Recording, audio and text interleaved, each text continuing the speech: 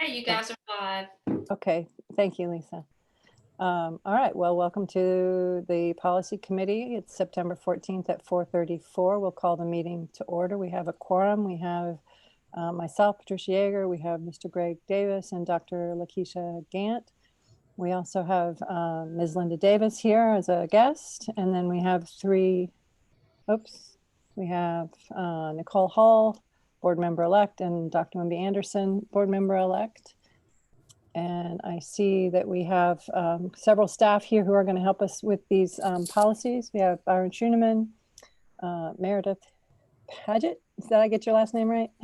And Beth Moore, and of course, Mr. Pruitt. And I see Dr. Thomas has just joined us. Okay, so we will go to our agenda.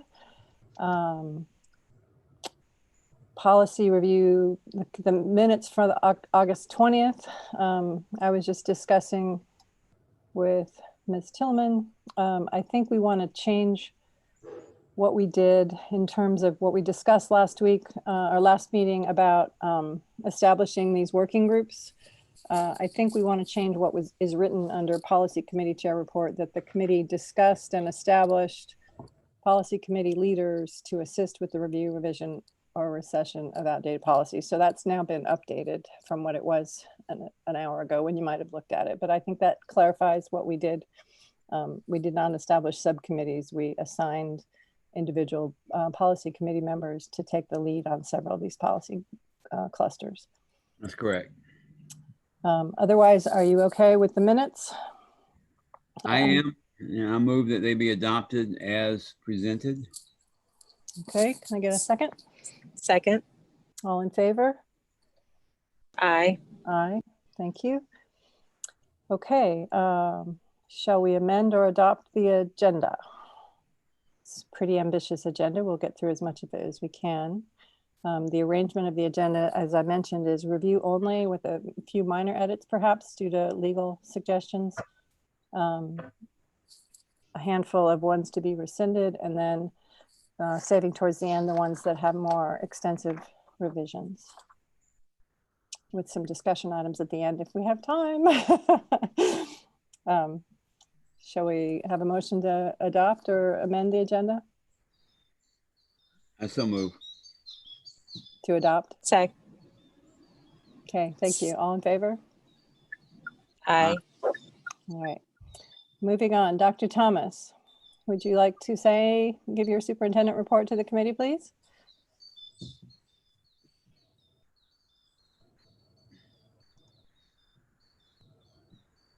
Dr. Thomas?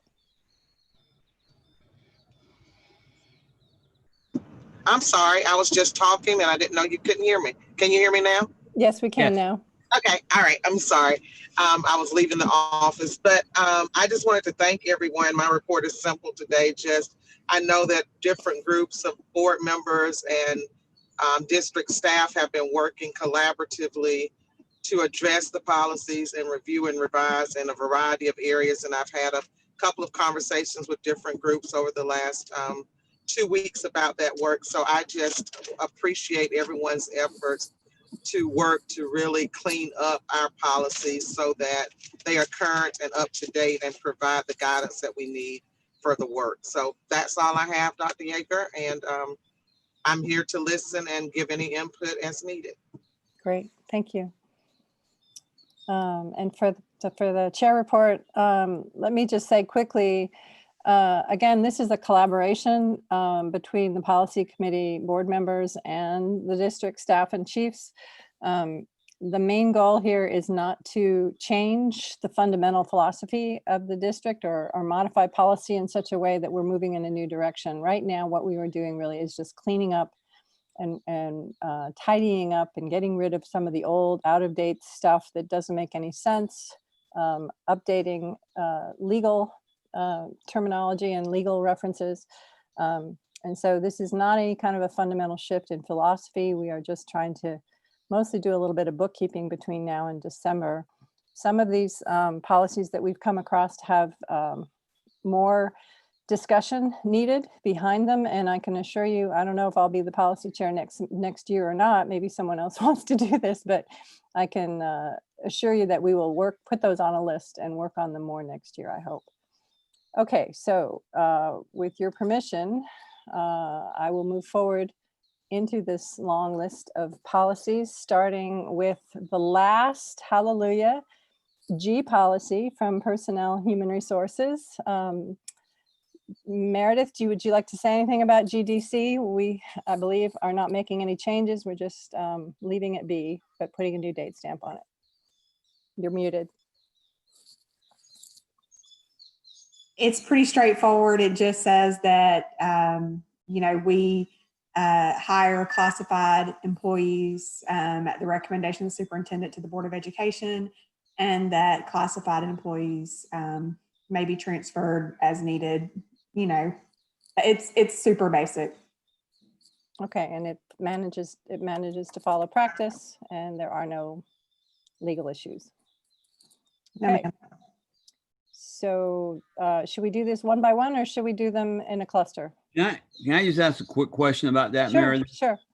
Why do we separate classified from certified? Because the same Because applies. certified people are hired with the contract, and you hire them for a defined period of time, and then you Oh, have okay. the contract renewed. And classified people are not. They're Okay. hired until they're terminated. Or Okay. Enough said. Enough said. Yeah, we can go ahead and do whatever way you want to, Patricia. Okay, Let's Well, just let's get- go on and see if Okay. anybody has any opposition, then we'll just keep on. okay.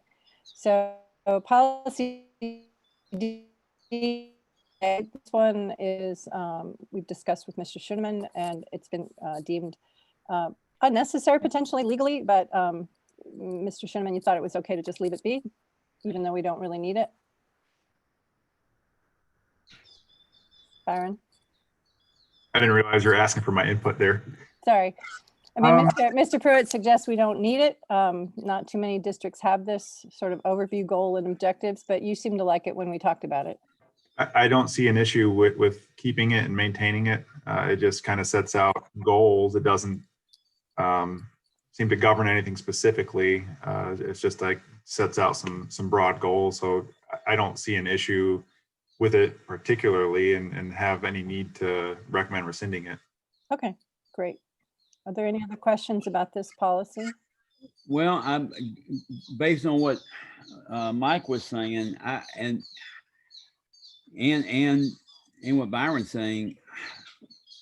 I thought what we were trying to do is eliminate policies we don't need. But I just throw that out there. If people want it, then. My question is, where else is this stated? You know, if we don't have this policy, we'll probably be back trying to create a norm. So I'm asking, I like what Byron is saying. It's very condensed. It's very straightforward, and it kind of sets the tone for budgeting. That was kind of my feeling. Okay. It's a philosophical statement for the district, you know, so I thought it was fine. Greg, just to give you my feedback on your question, my feeling is we want to get rid of the unnecessary and burdensome, in the sense of like they're actually wrong, and I don't know, it seems like a philosophy statement is okay in this regard. So Okay. Enough said. any other questions about this one? Is it someplace Would else? it, Oops. Sorry, I was just asking, is this already captured someplace else? not to my knowledge. that was my question, or related to that, like, would it be in our strategic, does it overlap with some information in our strategic goals? But I do know, I think from what was said, I know we're in the process of visiting that, and we'll be talking more about that in October, November-ish. So Okay. I see Dr. Maddox has joined us. Thank you. Are you, did you have any questions or concerns, Dr. Maddox? No, ma'am. Great. Thank you. All right, shall we move on to DC? I think we'll go until we hit a bump, and then we'll go back and move all of them forward to the board, if that's okay, as one vote. Hey, Dr. Yeager, with the only G policy being here for me, that is all I need to be in the meeting for, and I have another commitment. Is there any way y'all can move the G policy to Oh, a? yes. Okay, Let me certainly. go. All right, let's do that. Mr. Davis, can you make a motion for the G and DA together? Why don't we just do Yeah, G and DA together? Yeah, I so move. Where is that other G policy? So Oh, GC. go ahead and vote for it. Go ahead Bob. and vote on Okay, GCD yeah, and I move that we adopt GCD as written. yeah, okay. Second. All in favor? Aye. Aye. Okay. that's So four is to- your adoption just moving it forward to the full board? I think that's what Mr. Davis meant, is to move Yes, it I'm forward to the sorry, full board Linda, if I wasn't clear. Thank Yeah, you. as a review only. So thank you, Meredith. I appreciate your help. Bye, guys. Thank you so much. Take care. Okay. So DC is the operating budget. Again, no revisions recommended. Mr. Pruitt seems to think this is a fine one to keep. So I recommend we review only and move up to the board. Are there any questions about this one? Byron, did you want to say anything about this one? Not particularly, just this defines the timetable of the budget. We have to initially adopt a tentative budget. If we're going to increase taxes, then we have to advertise, public hearings. That's set in number 2. And then it also states in number 3 there, the adoption of the final budget, that we've got to have it done before the start of the new fiscal year. And then the only thing that you really need to take note of, the level of budgetary control, it just says in the aggregate, the board sets an overall budget, and really it's not restricted down to the fund or the functional level. Dr. Thomas, I guess, has the ability to approve budget swings one way or the other, as long as we don't go over the overall budget that's set. So overall, I don't see any issues with this policy as it's written. Great, thank So I you. have a question. You're saying that, I know that Dr. Thomas approves the overall budget, or she has the ability to move funds around, but don't we have an overarching local law or something that there is an $80,000 limit to approvals by Dr. Thomas or by the superintendent? It doesn't have to be Dr. Thomas. We're talking about kind of 2 separate things. So the $80,000 Okay, governs our purchasing policy. Right. okay. And And here you're we- right. So the budget is totally, I don't know. We'll have to have another conversation offline about that, Brian. Thank you. Okay. Are there any other questions or comments about DC? Okay. May I move forward to DFKR1? This one was no change. We are going to make a change to the DFK policy, but in terms of the DFKR1 reg, there was no recommended change. Mr. Pruitt recommended that we add a sentence about the Title IX compliance, but we can do that in the policy, or we do that in the reg, Mr. Pruitt? Oops, I can't hear you. You're muted. I still can't hear you. Oh, There we go. got it now? Yes. There we go. Sorry.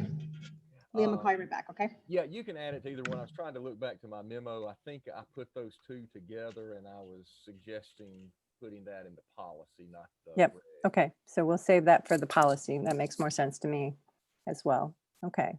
So this one we discussed with district about the levels of donations, and this was approved that this is still the levels of donations, the 1,500 and the 300 that need to be approved at the various levels. So this is still practice. And as far as I'm concerned, once we stop approving regs, we can stop approving things like this. But for now, we have to approve the reg.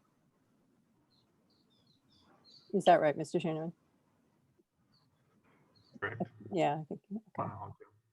Any other Those are questions? still the amounts that come to me, Dr. Yeager. Yeah. That's still accurate, yes. Yeah, so in the future, if you really want to change those, I don't think the board probably needs to get involved, but we can work on that next year. Okay, any other questions about DFK R1? Okay, DG was deemed to be okay by Mr. Schoeneman, and Mr. Pruitt says the policy as written complies with law. This was originally from 2002. Has to do with how the funds are deposited in the banking services. Any questions? Comments by Mr. Schoeneman? I was just say one important thing to note here. It just states that every 3 years we got to put out an RFP for banking services. When Mr. Greiner was here right before he left, this is something that we actually did. We had BB&T for I know I don't even know for how long, 10 years maybe, but we ended up going with Synovus this time. So we did make a transition and that was all put into place, started by Veronica Jackson, knowing what this policy is and having us go out and put out an RFP for banking services. And we ended up getting a better deal with Synovus this year. So I feel like it's a useful policy to have. And we don't have to change the bank every year. We just have to get RFPs and consider doing gutter every 3 years, right? Yeah. Yeah. That seemed to make sense to me. That's right in line with your fiscal responsibility, Linda, is from what I can gather. Yeah, I think we had BB&T about 6 years because we've only approved them, their contract extension once. So we're good. Okay. Any other questions about DG? Okay, DH. Recommend no revision. Although Mr. Pruitt had a legal comment that bonds are now only required for superintendents. So it would be your suggestion, Mr. Pruitt, to delete the and the principal? Is that would have been your suggestion? At least if you keep it at all. Again, that's one that's, I mean, it's state law. It's not necessary to repeat it in policy. Okay, Mr. Schoeneman, do you see a reason to keep it or no? Okay. As long as it's covered by state law. You saw in the financial statements where we do purchase that. So, I mean, if Mr. Pruitt says it's not needed, I don't see any reason why to keep it. Okay. That being said, can I move that it be in place of review, should we say rescinded? When we get to go through the final vote? Okay. All right, so let me do one thing here. Let's have a vote on DA, DC, DFKR1, and DG to be reviewed, to moved up to the board, reviewed only, no revisions. Can we do a vote there? And then we'll do another vote for DH to be rescinded. Angela, are you keeping up with me here? Yes, ma'am, I got you. Okay, so let's do DA, DC, DFKR1, and DG as one vote to review only and pass up to the board. Can I have a motion? So moved.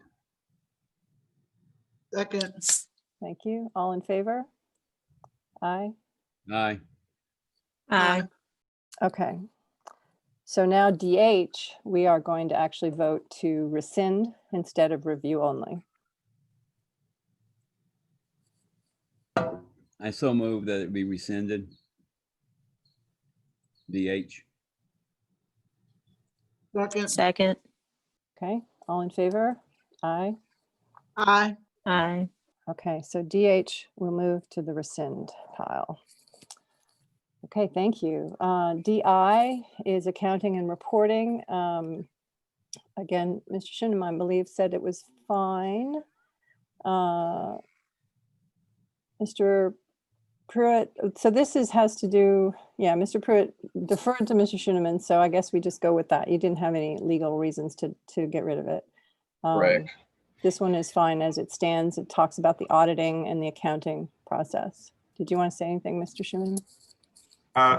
This policy governs something that we get every year, and that's our fiscal audit by the Department of Audits. It also talks about our school system internal audits for each school. And as we discussed, Maria Jimenez, she's our internal auditor, and she does that on an annual basis. Every school gets at least one internal audit. So yeah, I don't see any type of need to change or update or rescind this policy. I think it's fine. Great. Thank you. Any questions or comments about that? It actually sounds really like an important piece. Okay, there's a regulation that goes with this one that's quite detailed, but deemed sound. Did you want to say anything more about this regulation, Mr. Schoeneman? It's just leave it be.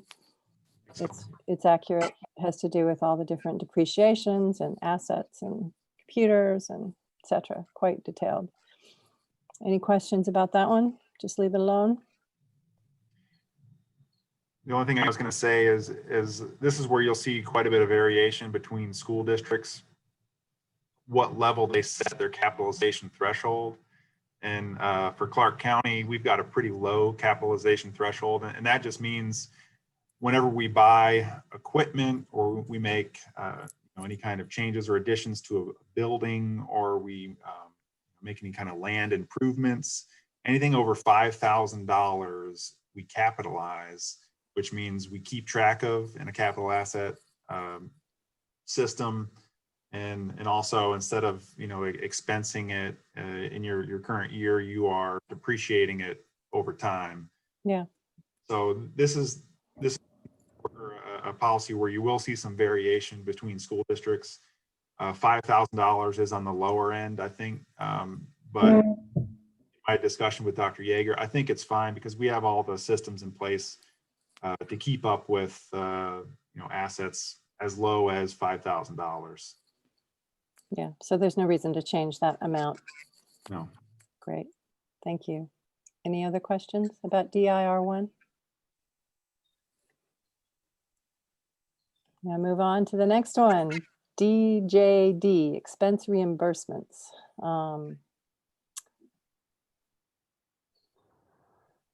So this one, we thought no revision recommended, but then Mr. Pruitt recommended rescinding. And at least, if not the whole thing, the referring to the superintendent travel, I think that's number 2, authorization for travel, that the out of county travel by the superintendent must be approved by the board president. So that's the one you suggest we remove, Mr. Pruitt? That's right.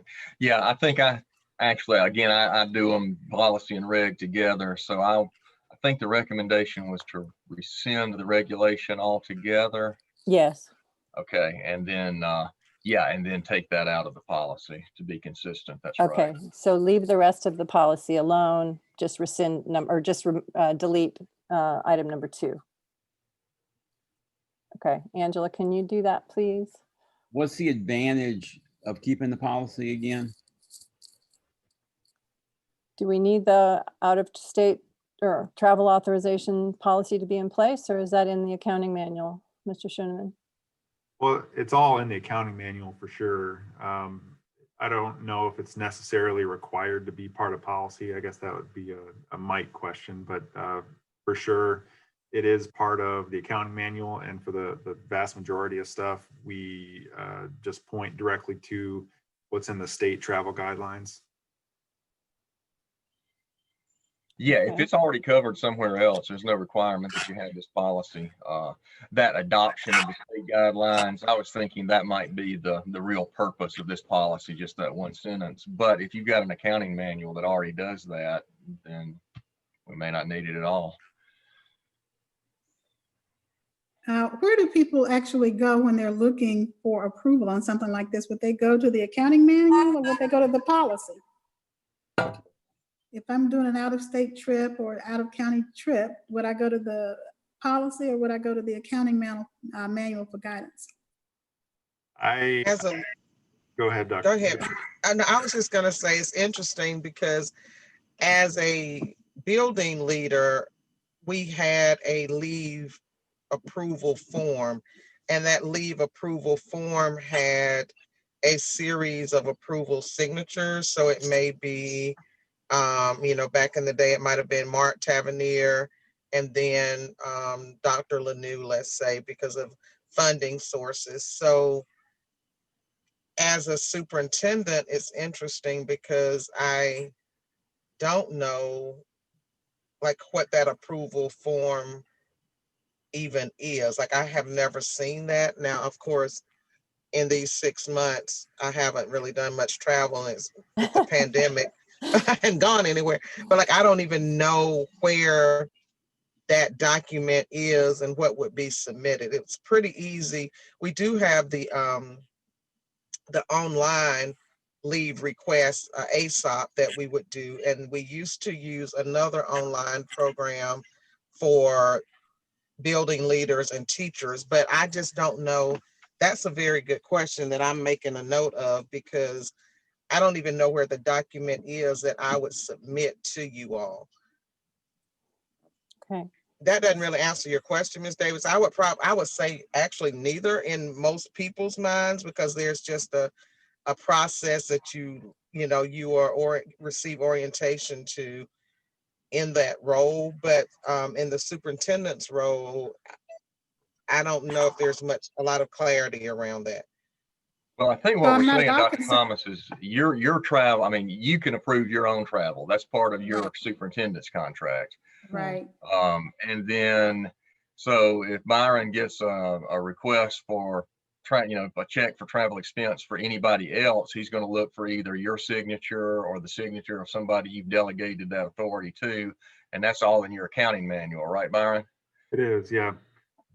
When Ms. Davis asked where would people go for find out how to either request reimbursement or the forms or the process or even what's covered in terms of a per diem or reimbursable expenses, it's all in the accounting manual.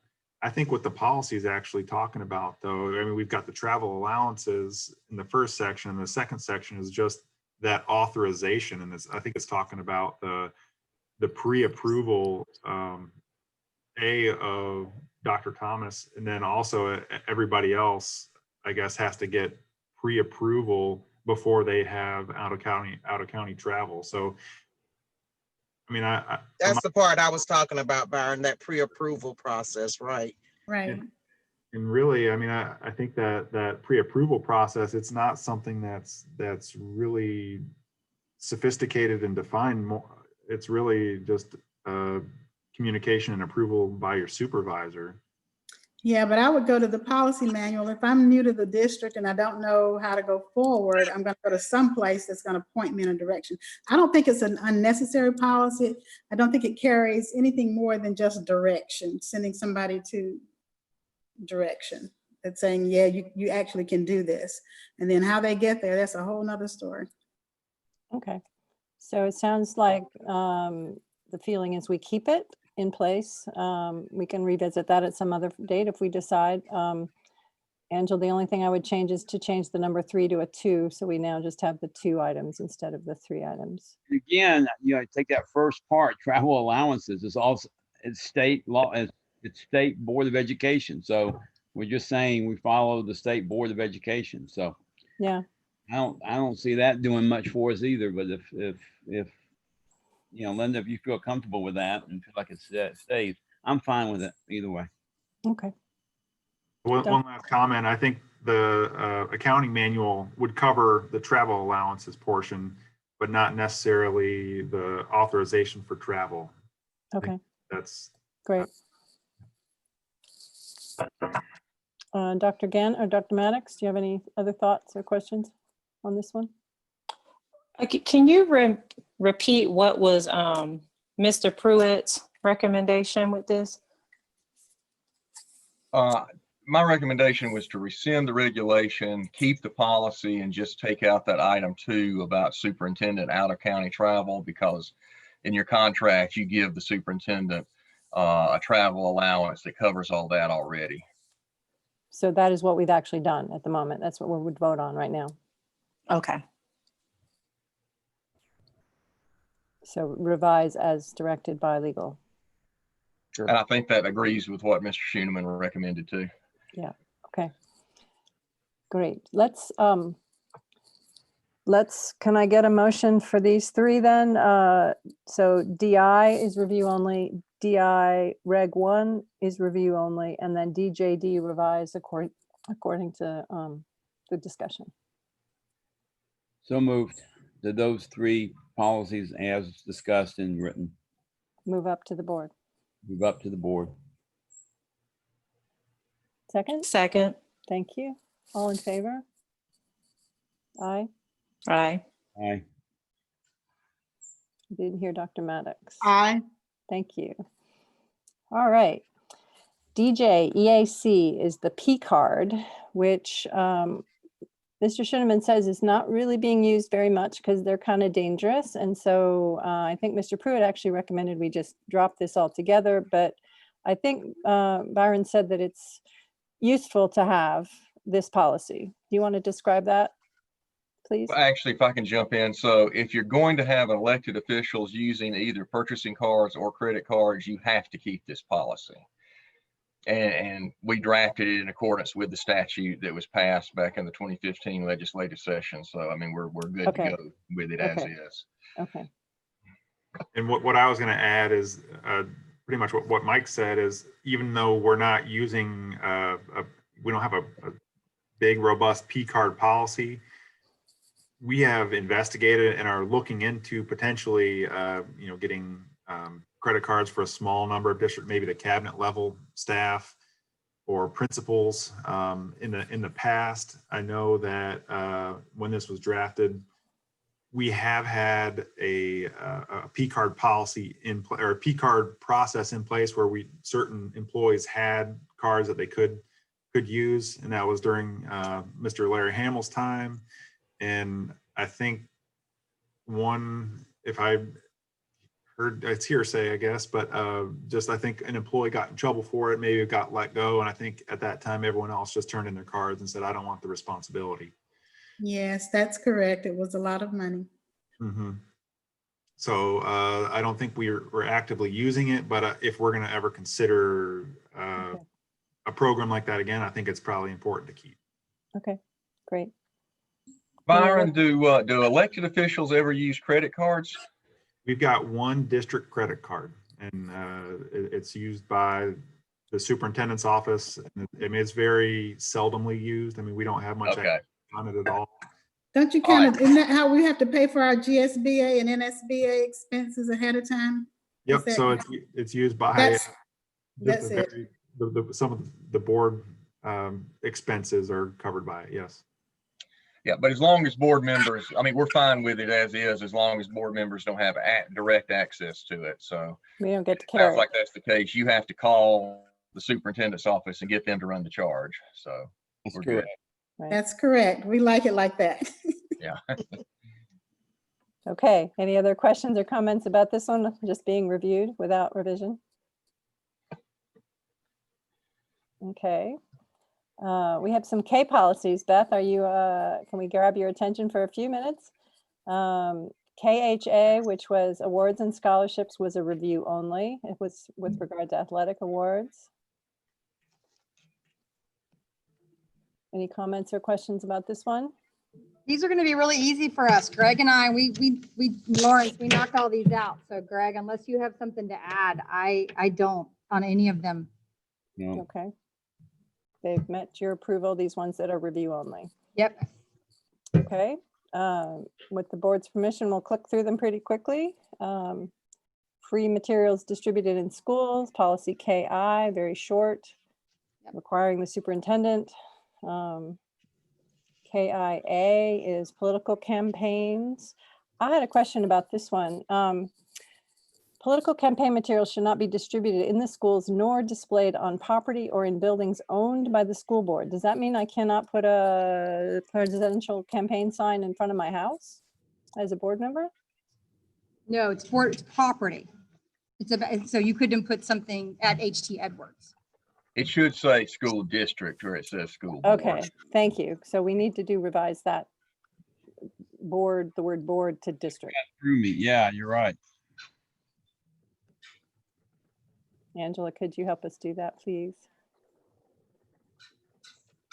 I didn't want to have to take down my sign.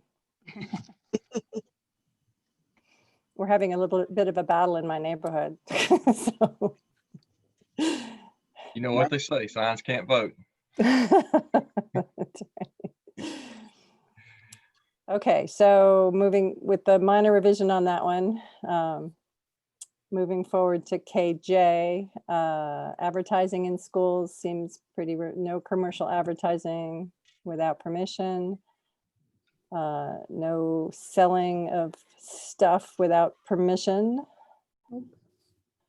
Any comments or questions on these as we go through? So that's totally not, that means the sponsorship banners on the athletic fields are covered because they have permission, is that right? I believe so. Yeah, Yes, that's Beth? right. Actually, Veronica and I just had to deal with the Coca-Cola contract for the vending machines, and they're advertised. They give us some money, but since we didn't have sports in the spring, we had to rectify that. But it's not big money. It was 30,000, I think. Okay. The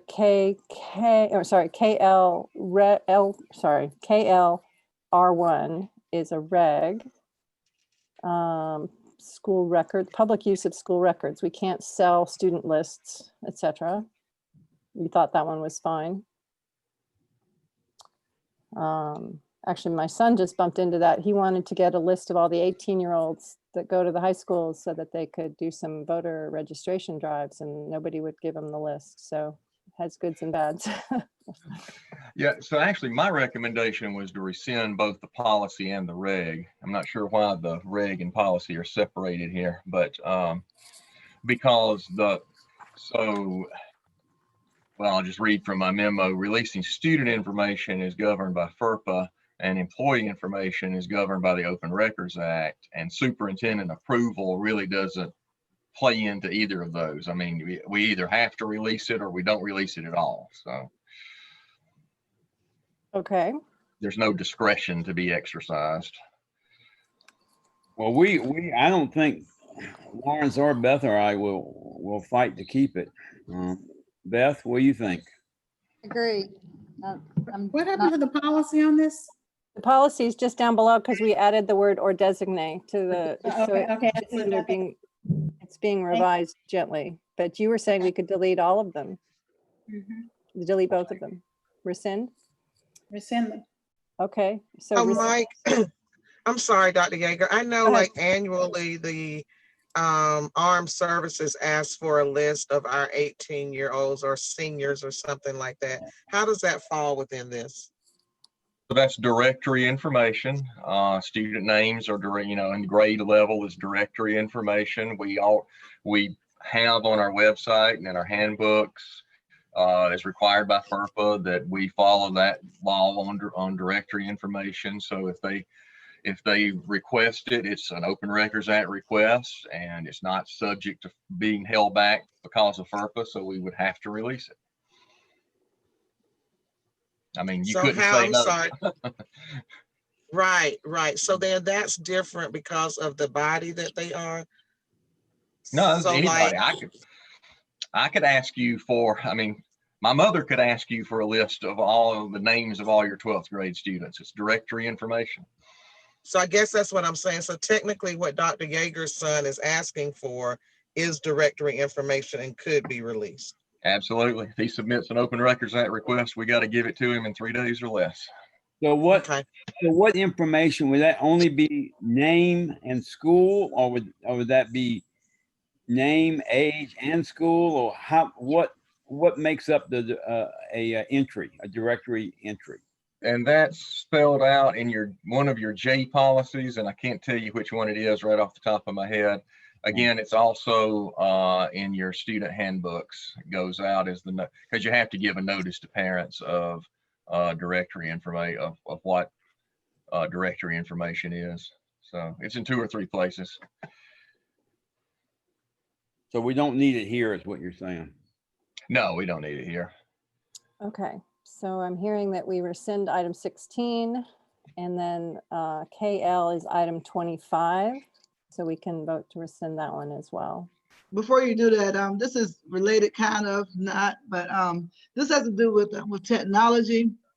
You know, I know a few years ago I had gotten on this whole data mining thing.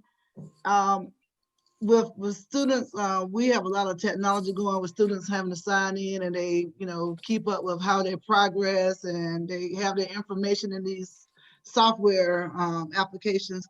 Is there anything that I didn't see anything in the policy? I kind of looked for it today that talks about in terms of technology and what is actually kept by vendors and how they use that information in terms of data mining. So, Right. So there's so again, directory information wouldn't be a problem with that, but there's a student data privacy law that Georgia passed a few years ago, and it covers that kind of stuff. And so okay. all technology vendors that deal with us have to have a clause in their contract that says they will comply with the Georgia Student Data Privacy Act as well as FERPA. Okay. Thank you. Great, that's good information. Okay, let me just back up just a second and make sure we have approved. So we have item number 10, 11, 12, 13, 14, and 15, which were review only. No edits. Oops, a small edit, sorry, a small revision to 13. Can we have a motion to move those up to the board? So moved. Through K, so DJEAC through KK. Second. All in favor? Aye. Aye. Aye. Okay. And then we had a discussion to KLR1 and KL, which is out of order, to rescind those entirely. Can I have a motion for those to move that rescinding recommendation up to the board? I make that motion that those two be rescinded, the policy and the reg. A second. Second. Thank you. Can we have a vote? All in favor? Aye. Aye. Okay, great. All right, so that brings us back to D. Mr. Schoenemann, are you still awake there? Can I pull you back in? All right, so now we have a handful. I think there are 3 Ds and 4 Ks that we recommend rescinding altogether. There's DFGA, which has to do with admissions and gate receipts and giving discounts to board members to football games, which I've never been able to take advantage of. I know that for sure. And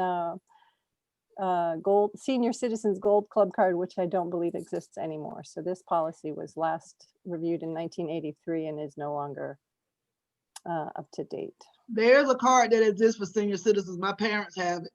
Is that right? Yeah. I don't know what it's called, but there is one. They can request it at the schools. That was one of the things I was worked on when I was chief of staff with the schools on that. So they can request a senior card. Is that written somewhere else? Or do we want to keep the senior citizen part of this policy? Dr. Thomas, isn't that part of each athletic department? Isn't that done at the school level? Yes, it's done at the school level, but we do it, it's a district decision. Our expectation is that it's consistent from one school to the next. And is that true for athletic events only or drama and musical programs as well? That's an excellent question, Dr. Yeager. There was actually some conversation about that with drama and music when we asked that. I wish I could remember exactly. I think the card that went out was just for athletic events because there was some discussion with fine arts that their income base was very limited, and I don't think they were necessarily supportive of that. So there was some discussion at the school level, but the decision was made to be consistent at both schools. And I wish I could remember in detail. I have those notes somewhere at the office, but. Okay, I recommend we toss this one back and we figure it out, and then we'll bring it forward next time. I just want to say that I'm philosophically opposed to this. Not that I do what everybody wants, but that's because at age 65, at least if you're a property owner, you know, your school property taxes are frozen. And but anyway, I just think that working people end up generally in worse shape, but not always. I mean, there are a lot of senior citizens living on Social Security, but I just don't feel like, in terms of the wealth gap, it's anyway. I agree with that, but I have one question, in terms of the board members. I thought that do we have to pay for that through the Georgia High School Association? I thought the card that we received, or am I just confused? The card that we You're received. exactly right. Okay, so we pay for a card for every board member, Dr. Maddox, that you all should have received. Every year you should receive a card, and this year you should have received instructions on how to do that digitally. That gives you access into any Georgia High School Association event. Now, those are athletic events, and those are at any Georgia public or private high school that participates in GHSA. So every board member should have a GHSA membership card that's paid for out of our office. But they're not being honored during COVID. I think we got a letter notification that they won't be honored. Well, I think that just applies to playoffs. That's where GHSA gets involved. Yeah. So yeah, I know guess, mine was honored last week out of town, but I don't know. Is that expensive? I mean, I've just, because I have to admit that I've never been an athletic type person. So, I mean, is that costly to the district for a single board member? I mean, is that? I'm not sure what the exact cost is, Mr. Davis. We run it through, I don't even know, Ms. Palmer, do we do the check directly, or does it run through the two high schools? I'm not sure. I know we have to submit that list each year. We can look into that cost, but it does allow our board members to have access to events. Well, I use that card, and I appreciate that. okay. I'm going to recommend that we kick this one back to me, and Mr. Schoeneman, and we figured out the details. I don't want to spend too much time on this one. Okay. The expense reimbursement DJDR1 is the one we just talked about that we're deleting because it's all in the accounting manual. All these details are in the accounting manual. They don't need to be in a policy or a reg. Right. And this was legal concurred with deleting this one. KBCD is sports and special events coverage. Again, this is an old one. Talks about contractual agreements with a broadcasting company. Mr. Schoeneman, you recommended we get rid of this. Just because it's old, or because we?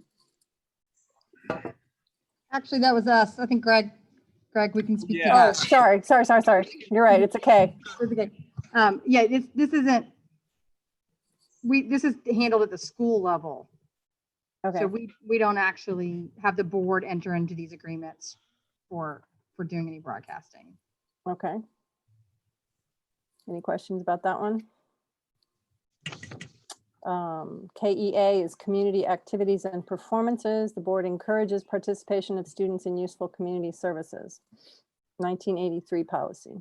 Yep. Recommended to rescind. Of course we do, but we don't need it as a policy.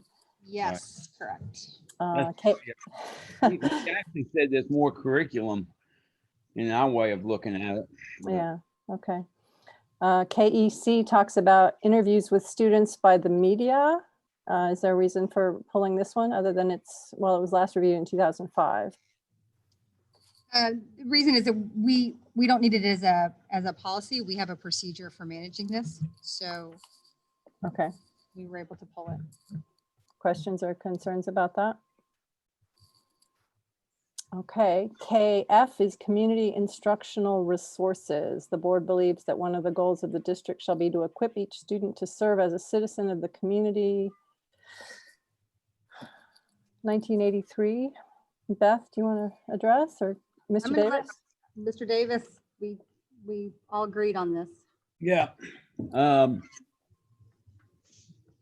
Yeah, again, I think that this is, I mean, if we're gonna push forward good citizenship, that's a curriculum issue, not a public relations issue. Okay. Great. So Okay. my question is, under this particular one, community instructional resources, isn't that kind of where we're moving more toward? Engaging more with the community and inviting additional resources into our schools to engage our children? I'm not sure I understand the Well, I think behind the this. resources, Linda, are more in people. I don't, we had a discussion, Oh, so you're reading instructional resources as what? As as people or not No. people? no, not people. In other So words, this is like 4-H and all of the clubs that are in our schools, church and community, I mean, they are community instructional resources, are they not? Or what would we call them? Do we have something else that covers those organizations or those people that are reaching in to, again, expand the horizons of our students? Ms. Davis, I would argue that those fall under the community relations, the partnership aspect, that it's not necessarily needed to be in a policy. It's more in our procedures for how we are engaging with our community. And I think that was the thought, Mr. Davis, if you can correct me, that we didn't think it needed to be a policy in this regard. It was more of what our practice is, which is what Mr. Harris's office is about, is bringing those organizations in. So that organization has existed less than a year. So I'm just trying to understand the foundation for that. Maybe since Mr. Harris isn't here, maybe Dr. Thomas could chime in. I don't know if you've had a chance to look at KF, Dr. Thomas. Yes, I was just actually reading over that again, so.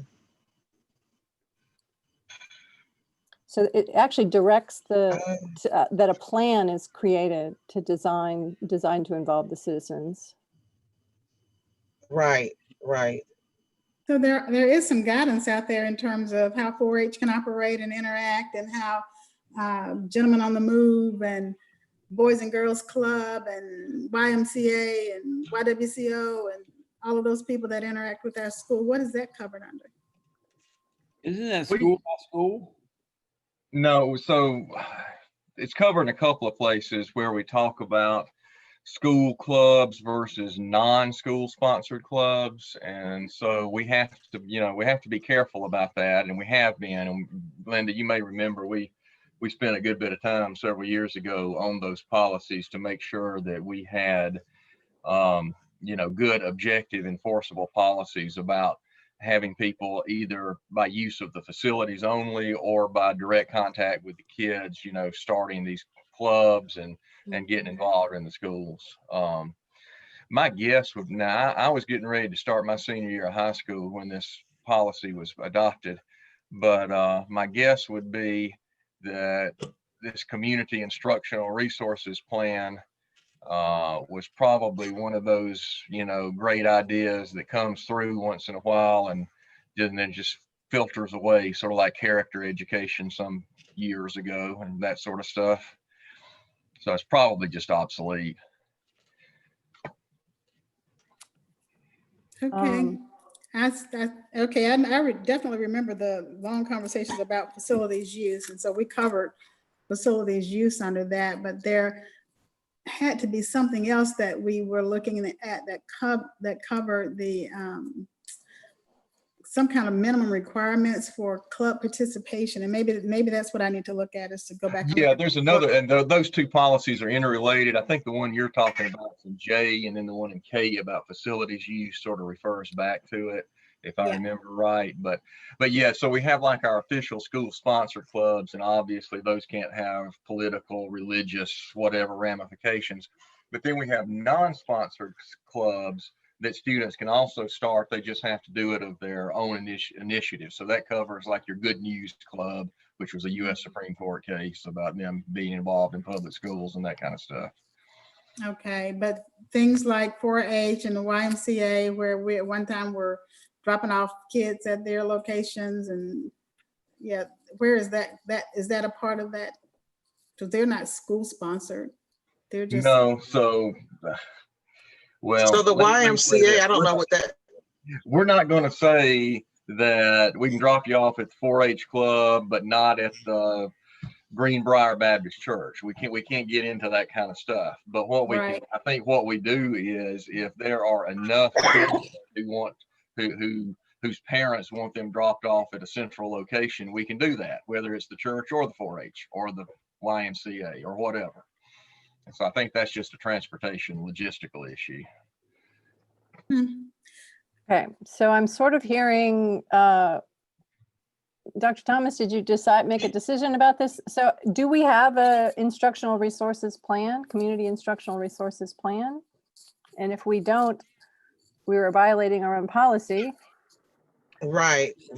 That's what I was looking, and I was reading that. I tried to jump in at one, I was reading what Anderson had written.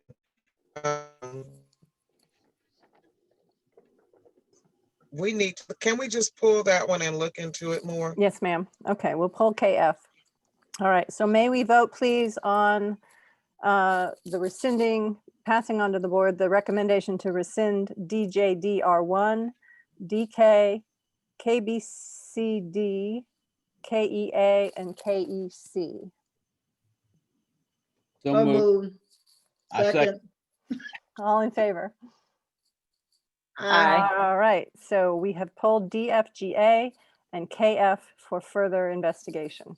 This is exactly how I want this process to work. I want the tough ones that we need to look at to be pulled and looked at more thoroughly as needed. So I'm happy that these have come up. Okay, in the final stretch here, if I can hold your attention a little bit longer. I know we have a meeting at 6. But since we've got Mr. Schoeneman here for a few more minutes, hopefully, there are some revisions pretty quickly, starting with DCL. So this is a fund balance policy. Which Dr. Yeh, yes, sir. sorry to interrupt. Did we cover DK yet? That's next on my list. Oh, I'm sorry. You're right. Thank you. DK. Oh, right. DK and JHB. Sorry. Yes. Thank you. I skipped over on my notebook. DK. All right. So DK is identical to JHB. And it's my feeling that we don't need both. This is kind of like when my husband finds that there's 2 bottles of soy sauce in the refrigerator because I didn't know that one of them was in the front and one of them was in the back. So I would be delighted to delete one of them. I don't care which one. And then whichever one we retain, Mr. Schoeneman recommends that we drop the 3rd paragraph, which has to do with purchases or contracts, since that is, what did you say? That's covered by your purchasing policy. You can set, I don't know where $100 came from. That was never the law. It used to be the superintendent could spend up to $10,000. Now you can set it anywhere you want between 10,000 and 100,000, and you've set it at 80. Right. So Linda, this is the policy you were referring to that has the 80,000 in it. Mike, I think this is referring to school level expenditures that are coming out of the school activity accounts, like the principals. Okay, so not the. But we still, to my knowledge, I mean, we don't enforce any kind of approval of anything that's over $100 spent out of those principal account funds. So I don't understand why this is in our policy. We probably didn't pull it when we pulled all of the, I don't know if you were here, Byron, but we took all of the funds away, all of the individual school funds away, and now you're managing them. That was a part of the move to BB&T. We canceled all of those various bank accounts because there was no really accountability and audit trail on that. So now that you're managing them, I don't think we went back in and pulled policies that supported that management at the school level. Oh, okay. So does that change the recommendation? No. So the recommendation is to rescind DK and revise JHB by dropping the third paragraph. Okay, can I have a motion to move those two up, please? So moved. Second. All in favor? Aye. Aye. Thank you. Okay.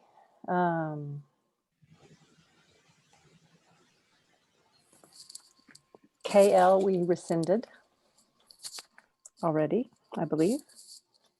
So that brings us to fund balance. And as I was starting to say, the fund balance was deemed just fine, except for a paragraph that, Mr. Shinman, I'm gonna let you explain this because I will destroy it. Has to do with what the law says versus what our practice is versus, you know, best practices now versus anything. I'm gonna let you talk about it. Yeah, I was just gonna say, from where you guys sit on the board, what we deemed and kind of set as a minimum threshold for the fund balance that we want to keep is 15% of next year's budgeted expenditure. So we you know that 15% threshold, we've been kind of aiming and shooting to keep that as our minimum balance that we keep in the bank. When we looked at other school districts, most of them dropped the actual percentage that they're going to identify as a minimum threshold. And I think that they're doing this because in our policy, the minimum threshold actually says 2%. And I think 2% is I would be a nervous wreck if we ever got anywhere close to 2%. And this is something that I used to test as an auditor. There's a state law, and Mike, you might be able to speak to this a little bit better, but it says that we're not supposed to exceed 15% of our fund balance. So we kind of have a threshold of 15% being the minimum. There's a state law that says it's not supposed to go above that 15%. And if I can just jump in, actually, I don't think that's a law. I've looked many times over the years. I think that's an audit standard that's internal to the Department of Audits and Accounts. And I understand the reason for it is they don't want local governments building up big cushions rather than lowering the millage rate to property owners. But there was never any repercussion for having more than 15% other than the State Department of Audits and Accounts giving you a management note if you were above it. And I don't, Byron, you know better than I, but I don't think they even do that anymore. well, I was going to say they don't test that anymore. And not only do they not test it, I think it's advised that you keep a 15% fund balance because of what happened in, late 2000s, 2008, 2009. And then there was all the austerity in school districts that had a lower fund balance. They had to put into place some much more severe money saving tactics as opposed to school districts that had a comfortable fund balance. I mean, take us, for example, when we got the 12 million this year, we were sitting on a fund balance of a little bit more than 15%, and we were able to weather the storm. And when we look at our fund balance additions and deletions over the course of basically a 3-year span, including what's budgeted this year, we're staying pretty flat. So I would just recommend, since it's not our practice, take out the actual percentages that are in there, and just say that, hey, we want to keep a fund balance to cover unanticipated expenditures or unanticipated declines in revenues. So I think just deleting that middle paragraph will do the trick. Oh, what does that set your target at? And so what I remember about this conversation, whenever we've had that in the past, is of course Mr. Worthy's institutional memory of when the district had to go to the bank to borrow money to make payroll. And so they came upon this 15% as a reasonable amount of budget so that we're never put in that position again, because that put, I believe, board members in the position of having to sign a note. So that's where I thought it was state law, Mike. So I mean, if Mike says that it's not, and then I don't see a reason why we couldn't put 15% in there as a threshold that we want to keep. I just thought that that would conflict with some state law that was out there that's Right. supposed to have more than that. Well, yeah, and I don't think it's a law, but you do that every year as board members when you do your budgeting process. So I don't think you need a policy that tells you how to make your budget. Right. You know, And- you can just go ahead. I'm sorry. Well, in Linda's case, she's arguing that we want to maintain at 15%, and this one is actually saying 2%. So the minimum guidelines of this policy is in the face of what you just described, making us more vulnerable. Yeah, as it's phrased now, it's no less than 2 and no more than 15. I think you want to have at least 15. What your max is, you know, again, and you might feel comfortable at some point going below 15. And Byron, I'll kick this back to you, but it's all a little theoretical anyway, because all we're talking about is the balance in your bank account at any given moment, and it changes constantly. So there's not, and that was my other comment, by the way, on this policy, other than rescinding this paragraph, which I fully agree with. There's a place or two that talks about an account, and there is no such thing as like a fund balance account. Fund balance is just how much money you got, right? Right. And I was going to kind of add on to what Mike just said. You're going to have to, I think it would probably restrict us if we did say, hey, we want to set a 15% minimum. For instance, with the purchase of the Prince Avenue property. Right. Because of that, we're moving out about $2.7 million from our property fund. And that's actually combined in with our fund balance that we look at to meet that 15%. So if we do that, it is going to fall below 15%, but hopefully with the addition of fund balance this year, and we'll have our finance committee next week where we kind of go over that, and it's not quite set yet, but I feel like although it will go down, we'll have enough to make that amount back up. So I'm just saying, I think if we put 15% in there, it may restrict us rather than letting us use our best judgment, and as a board during that budgeting process say, hey, we want to keep kind of a minimum of 15%. I'm fine with taking the numbers out. Again, the rationale behind that should be, we want to try and maintain a fund balance that would cover at a minimum, our payroll for 3 months or whatever, something that gives us guidance on that, because every time we have this discussion, we're not capturing the rationale for this discussion. And so we're relying on memories. And so I'm looking for something that gives us that guidance for what those thresholds should be long after I'm off this board and anybody else that has a memory of it. So some of that is in this philosophy statement we just agreed on in DA. But go ahead, Mr. Pruitt. I was just going to clarify, as board members, don't get terrified. You'll never, ever be asked to sign a promissory note. What Mr. Worthy was talking about, I feel 100% certain, is occasionally, usually happens because of a hiccup in the tax collection cycle. But if you run out of funds for some reason, then you do what's called a tax anticipation note. And then that has to be repaid by December 31st. Sometimes you roll it over on January 1 until you can catch the collection cycle back up and have a fund balance again. So no one had to sign anything? If Maybe I I might have understood it. I'm good, but thank you.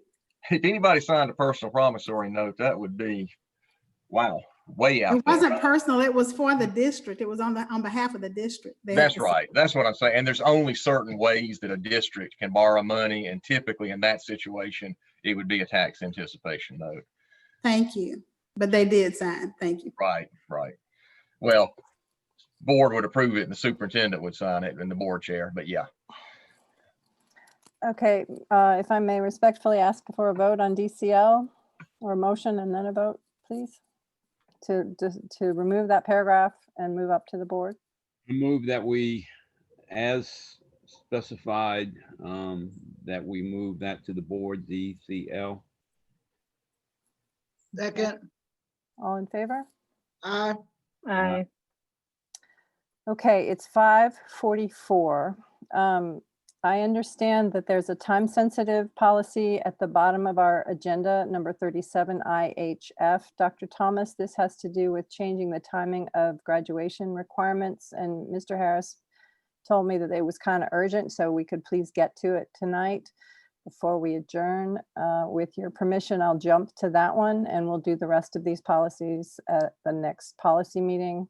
I'll try to maybe arrange an extra policy meeting between now and the board meeting if possible to finish these out. Yes, ma'am. And I think Mr. Gaskins, are you on here? No, ma'am, he's not. I don't see him. Uh-huh. So if I He can was- just, yeah, he was going to join us, I think. So it changes, says each spring instead of each January. And it Right. deletes something about the high school instructional council, which is no longer relevant. Is that correct? I believe. That's right. I That's- talked to that's Brandon correct. briefly, yeah. And then it says something about the 2008, 2009 grandfathering in, which of course is no longer relevant. Right.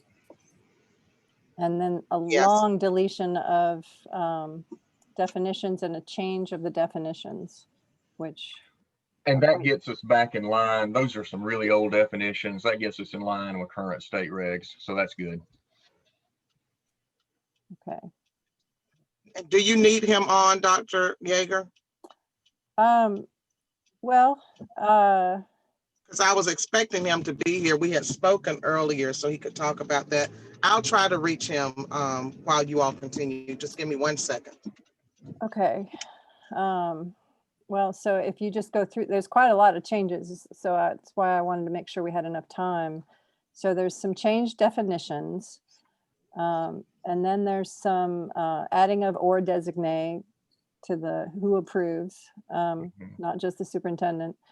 And then there's some changing of the standards names. There's the instructional services and school support. That's just the name of the division. And then there's the Georgia Right. Standards of Excellence requirements, which is a GSE, which is a new standard, I guess. Is that right? That's right. It's just, that's Yes, that's state level correct. stuff. So instead of Georgia Performance Standards, we're now Georgia Standards of Excellence. And then there's some substitution about the math classes. Instead of Math 1, we talk about Algebra 1, Mathematics 2 is now Geometry, Mathematics 3 is Algebra 2. And then a formal examination is not necessary if other evidence of proficiency is available, is changed to a performance examination will be used to assess a student's listening, speaking, and writing proficiency before awarding credit.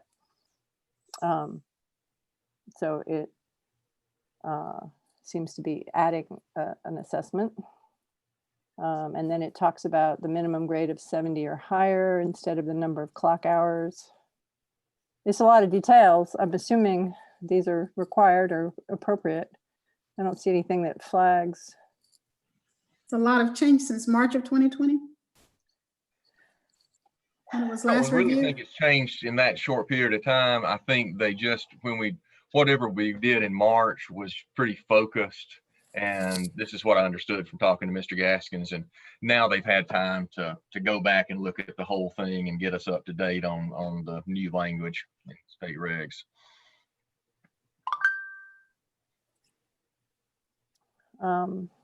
Were you able to reach Mr. Gaskins? There he is. Connecting. Good Yes, I evening, got Mr. him, Dr. Gaskins. Yeager. I had to Great. jump off to call him. There you go. Okay. Hello, Mr. Gaskin. We're talking about IHF, which we see has a lot of changes. Would you like to talk about those for a few minutes? Yes, we certainly. So a lot of the changes that we have are related to aligning with the state changes. This is a IHF is also a state rule. So we've just updated some of the language. So a lot of the things that we have taken out are either just antiquated as it relates to the language of the standard, the language of the policy, or the state has updated some of the language. So we've taken it out, for example, those definitions, and then we've replaced it with the definitions that the state provides. The only major thing that is different, which is unique to our district, is our change related to the vowel and valedictorian and salutatorian determination.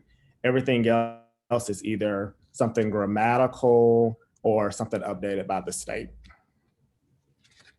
Okay, and I noticed the valedictorian is changing the time at which the grade point is assessed. I remember this because my son was involved, was the third quarter versus the fourth quarter. So we're now Yep. changing it to the fourth quarter. Is that right? Instead of the That's third correct. quarter. That's So the- correct. So that means we won't know who the valedictorian is until the very end of the term. That's correct. We had a meeting with our associate principals, as well as principals, director of counseling, director of research. Because we've moved to a block schedule, students have Oh, they four won't have a classes. quarter anymore, right? They don't have a quarter. They have 4 classes in the first semester, and then they have 4 classes in the second semester. So that ranking could change because those are 4 new classes, not that same class that's going through the full year. What our associate principal said is that because students and seniors will have their grades verified earlier than the end of the year, those vowels and sounds will know about 2 weeks before graduation and not the usual time in March. Okay. Yeah, that makes sense now with the block schedule. It doesn't make sense to do it 3/4 of the way through. Okay, well, any other questions for Mr. Gaskins about the changes to this policy?